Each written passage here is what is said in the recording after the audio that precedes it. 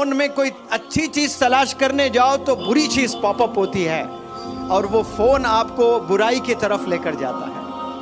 आप 5 वक्त नमाज पढ़ने वाले हैं लेकिन आपकी आंखों से जिना करवा देता है फोन। इसलिए स्मार्ट बने आप लोग। कैसे फोन इस्तेमाल करें, कितना फोन इस्तेमाल करें, ये आपको जानना बेहद ज़रूरी है। और प्यारे नौजवान बच्चों जो स्कूल जा रहे हैं, जो कॉलेजेस जा रहे हैं, बिलखुसूस जो स्कूल में 10 साल 12 साल गुजारते हैं, ऐसे बच्चे यहाँ तशरीफ़ फरमा है। बहुत से मेरे सामने ये इतने सारे यूनिफॉर्म में यहाँ मेरी आंखें देख रही है।